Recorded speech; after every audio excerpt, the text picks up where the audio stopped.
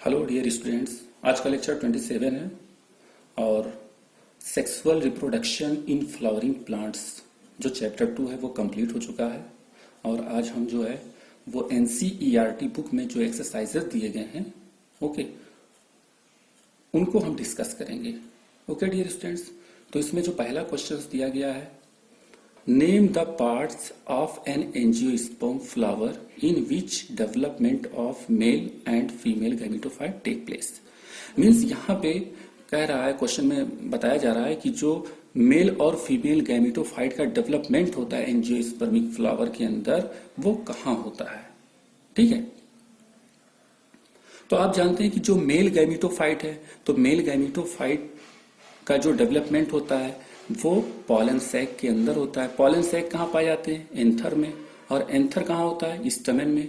और स्टमेन के ग्रुप को हम क्या कहते हैं? एंड्रोईसियम। ओके, अब मेल गैमेटोफाइट में एक ट्यूब न्यूक्लियस होता है और दो मेल गैमीट होते हैं। ओके, फीमेल गैमेटोफाइट की अगर हम बात करते हैं तो फीमेल गैमेटोफाइट का जो डेवलपमेंट है वो मेगा स्पोर में पाया जाता है। डियर स्टूडेंट्स, कहाँ पाया जाता है? मेगा स्पोर के अंदर पाया जाता है।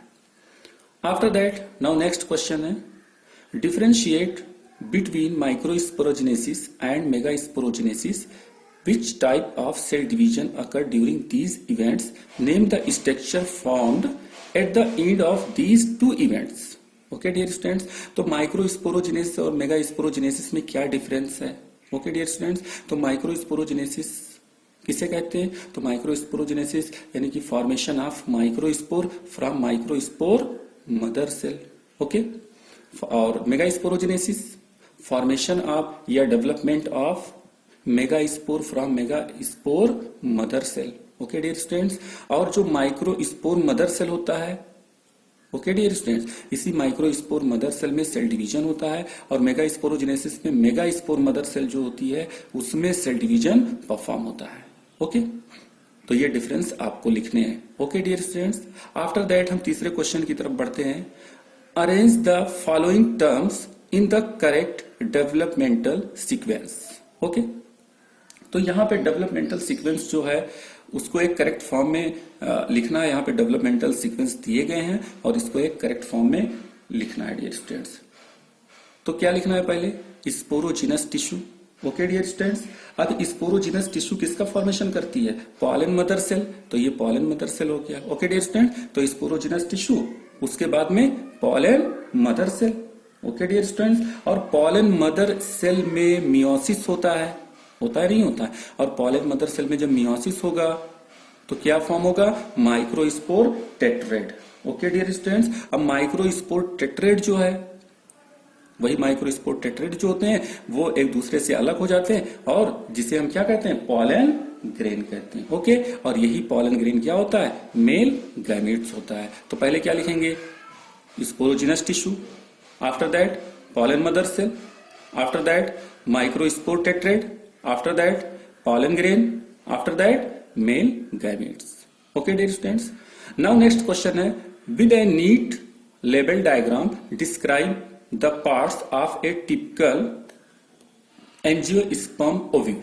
Okay dear students, यहाँ पे देखिएगा ये टिपिकल एनाट्रोपस ओव्यूल है। ओके डियर स्टूडेंट्स, तो यहाँ पे जो है ये जो है जब मैंने लेक्चर एक्सप्लेन किया है ओके डियर स्टूडेंट्स चैप्टर 2 का, तो वहां पे मैंने इस ओव्यूल को समझाया है। ओके डियर स्टूडेंट्स, तो आप चैनल पे जाइएगा और जो लेक्चर है उसको आप जो है वो देखिएगा, वहां पे आपको ये पूरा डिटेल समझ में आएगा डियर स्टूडेंट्स। ठीक है, लेकिन यहाँ पे देखिएगा ये ए टिपिकल एनाट्रोपस ओव्यूल का ये मैंने स्ट्रक्चर ड्रा किया था। ओके डियर स्टूडेंट्स, यहाँ पे अगर हम बात करते हैं तो ओवरी के अंदर ओव्यूल होता है और ओव्यूल के अंदर क्या होता है? एम्ब्रियोसैक होता है। एम्ब्रियोसैक में एंटीपोडल सेल जो होते हैं वो 3 होते हैं और 2 पोलर न्यूक्लियाई होता है। ओके डियर स्टूडेंट्स, एक एग सेल होता है और 2 सिनर्जिड सेल होते हैं। एग सेल और सिनर्जिड सेल को कंबाइंड करके हम क्या नाम देते हैं? एग अपैरेटस देते हैं। ओके डियर स्टूडेंट्स, तो ये पूरा एक्सप्लेन करना है, ये फिगर आपको ड्रा करना है और पूरा एक्सप्लेन करना है सेल्फ से। लेकिन लेक्चर समझने के बाद कॉन्सेप्ट आप समझ लीजिएगा लेक्चर के हेल्प से, उसके बाद इसको आपको सेल्फ से एक्सप्लेन करना है, उसके बाद में लर्न करना है और कॉन्सेप्ट क्लियर कर लीजिएगा। Okay dear students, next question है What is meant by monosporic development of female gametophyte? Okay dear students, तो यहाँ पे देखिएगा monosporic development of female gametophyte से आप क्या समझते हैं, ठीक है। यहाँ पे फिगर में देखिएगा मेगा स्पोर मदर सेल है, ओके। अब ये मेगा स्पोर मदर सेल में रिडक्शनल डिवीजन होता है जिससे ये 4 मेगा स्पोर का फॉर्मेशन करते हैं, जिसमें से 3 मेगा स्पोर डिजनरेट हो जाते हैं डियर स्टूडेंट्स, और 1 मेगा स्पोर जो है वो बच जाता है, जिसे हम क्या कहते हैं, फंक्शनल मेगा स्पोर कहते हैं। और यही फंक्शनल मेगा स्पोर जो है वो क्या कहलाता है, फीमेल गैमेटोफाइट कहलाता है। क्यों फीमेल गैमेटोफाइट कहलाता है, क्योंकि यही जो सिंगल मेगा स्पोर होता है यानी functional megaspore, okay dear students, इसी से एम्ब्रियोसाइक का डेवलपमेंट होता है। और जब सिंगल मेगा स्पोर से एम्ब्रियोसाइक का डेवलपमेंट होता है तो ऐसे कंडीशन को हम क्या कहते हैं, monosporic development, okay dear students. तो ये फीमेल गैमेटोफाइट का डेवलपमेंट मींस हम कह सकते हैं कि जो फीमेल गैमेटोफाइट होता है वो फंक्शनल मेगा स्पोर से उसका डेवलपमेंट होता है, तो ऐसे डेवलपमेंट को हम मोनोस्पोरिक डेवलपमेंट कहते हैं dear students, okay. Now next question number 6 है, with a neat diagram explain the 7-celled 8-nucleate nature of the female gametophyte. यानी यहां पे हमें फीमेल गैमेटोफाइट के 7-celled और 8-nucleate नेचर को एक्सप्लेन करना है, वो भी डायग्राम के हेल्प से, ओके डियर स्टूडेंट्स। यहां पे फिगर देखिएगा, एम्ब्रियोसैक का ये स्ट्रक्चर है dear students, okay.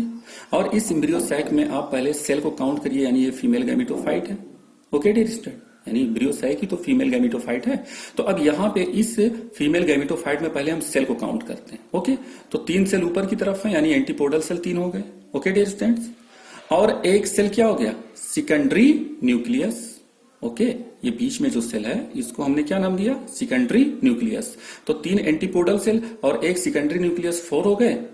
After that 1 egg cell तो 5 हो गया, और 2 सिनर्जिड सेल, ओके, तो 7 हो गए। यानी कि सेल कितने हैं, 7 सेल हैं, ओके डियर स्टूडेंट्स। ये फिगर आपको ड्रा करना होगा अपनी कॉपी में, और ये 7 सेल यहाँ पे दिखाई दे रहे हैं। 3 एंटीपोडल सेल है, एक सेकेंडरी न्यूक्लियस है, ओके डियर स्टूडेंट्स, और उसके बाद में एक एग सेल है और 2 सिनर्जिड सेल, तो 7 सेल हो गए, ओके डियर स्टूडेंट्स। अब इस 7 सेल में 8 न्यूक्लियस पाए जाते हैं, यानी 8 न्यूक्लियाई पाया जाता है, 1 2 3, ओके। तो 3 एंटीपोडल सेल के हो गए, एक एग सेल का हो गया, ओके, 4 हो गया, और सिनर्जिड सेल के 2, तो 4 + 2 कितना हो गया, 6, ओके। और उसके बाद में सेकेंडरी न्यूक्लियस में अगर आप देखेंगे तो सेकेंडरी न्यूक्लियस में नंबर ऑफ न्यूक्लियस कितने हैं, 2 हैं, ओके डियर स्टूडेंट्स। तो 6 + 2 कितने हो गए, 8। तो न्यूक्लियस तो 8 हैं, ओके डियर स्टूडेंट्स, लेकिन सेल कितना है डियर स्टूडेंट्स, सेल 7 है, ओके डियर स्टूडेंट्स। तो इसको आपको सेल्फ से एक्सप्लेन करना है, और ये फिगर आपको ड्रा करना है, okay dear students. Next question है dear students 7, what are chasmogamous flowers, can cross pollination occur in cleistogamous flowers, give reason for your answer, okay dear students. तो कास्मोगैमस फ्लावर क्या होता है, means chasmogamous flower are open flower. Chasmogamous flower का मतलब क्या, open flower, okay dear students, means जिसमें stigma, okay dear students, और जो स्टैमेन होते हैं, ओके, वो क्या होते हैं, एक्सपोज्ड होते हैं, मींस एंथर और स्टिग्मा एक्सपोज्ड होते हैं डियर स्टूडेंट्स। और ये हमेशा फेवर किसका करते हैं, ये हमेशा फेवर करते हैं क्रॉस पॉलिनेशन का, ओके डियर स्टूडेंट। तो कास्मोगैमस फ्लावर का मतलब ओपन फ्लावर, और ऐसे जो कास्मोगैमस फ्लावर होते हैं यानी ओपन फ्लावर होते हैं, ये हमेशा फेवर करते हैं क्रॉस पॉलिनेशन का, ओके डियर स्टूडेंट्स। और इसका एग्जांपल क्या हो सकता है, रोज हो सकता है, okay. After that cleistogamous flowers, cleistogamous flower मतलब क्लोज फ्लावर, मीन्स जिसमें स्टिग्मा और जो क्या बोलते हैं स्टैमेन है, ओके, स्टिग्मा और स्टैमेन, ओके, वो एक्सपोज्ड ना हो डियर स्टूडेंट्स, ओके। और ये क्रॉस पॉलिनेशन इनमें नहीं होता है, इनमें क्या होता है, सेल्फ पॉलिनेशन होता है, जैसे ऑक्जेलिस, इसका एग्जांपल क्या हो सकता है, ऑक्जेलिस हो सकता है dear students, okay. After that now next mention 2 strategies evolved to prevent self pollination in flowers, okay dear students, यहां पे देखिएगा सेल्फ पॉलिनेशन, अगर किसी फ्लावर में सेल्फ पॉलिनेशन होता है, ओके डियर स्टूडेंट्स, तो जो जेनेटिक वेरिएशन होता है उसका लॉस होता है। ओके, तो सेल्फ पॉलिनेशन में वेरिएशन का लॉस होता है, इसलिए सेल्फ पॉलिनेशन जो है वो यूजफुल नहीं होता है। Okay dear students, cross pollination means self pollination को हमें क्या करना है, प्रिवेंट करना है। ओके डियर स्टूडेंट, सेल्फ हमने आउट ब्रीडिंग डिवाइसेस में बताया था कि सेल्फ पॉलिनेशन को क्या करना है, प्रिवेंट करना है, और बढ़ावा किसको देना है, क्रॉस पॉलिनेशन को बढ़ावा देना है। क्योंकि क्रॉस पॉलिनेशन जब होगा फ्लावर के अंदर तो जेनेटिक वेरिएशन का लॉस नहीं होगा और एक new variety flower, new variety fruit, new variety seeds, ये सब हमको क्या होंगे, ऑब्टेन होंगे। ओके डियर स्टूडेंट्स, तो यहाँ पे दो स्ट्रेटेजीज हमको मेंशन करने हैं। तो पहला स्ट्रेटेजीज हम क्या ले लेते हैं, dichogamy. Okay dear students, okay, और दूसरा जो है वो हम क्या लेंगे dear students, unisexuality. Okay dear students, तो यूनिसेक्सुअलिटी ये मैंने लेक्चर में मैंने समझाया ही है। यूनिसेक्सुअलिटी जो होती है टू टाइप्स की होती है, मोनोइसियस प्लांट और dioecious plant. Okay dear students, तो ये यूनिसेक्सुअलिटी एक स्ट्रेटेजीज ले लेते हैं और दूसरा हम क्या ले लेते हैं, डिचोगैमी। ओके, इस लेक्चर में डियर स्टूडेंट्स क्वेश्चन नंबर 8 तक ही हम लोग आज डिस्कस करते हैं। ओके, इसके आगे का जो क्वेश्चन है 9, 10, 11, 12, 13 जो भी क्वेश्चंस हैं ये हम नेक्स्ट लेक्चर में डिस्कस करेंगे। ओके डियर स्टूडेंट्स, और आप लोग जो है इस क्वेश्चन नंबर 8 के आंसर को आप अपनी कॉपी पे मेंशन करिएगा। ओके, और मेंशन करने के बाद कॉन्सेप्ट समझिएगा, लर्न करिएगा। ओके, और जो भी क्वेश्चन यहाँ पे बच रहे हैं डियर स्टूडेंट्स वो नेक्स्ट लेक्चर में हम जो है वो डिस्कस करेंगे। तब तक के लिए God bless you, thank you.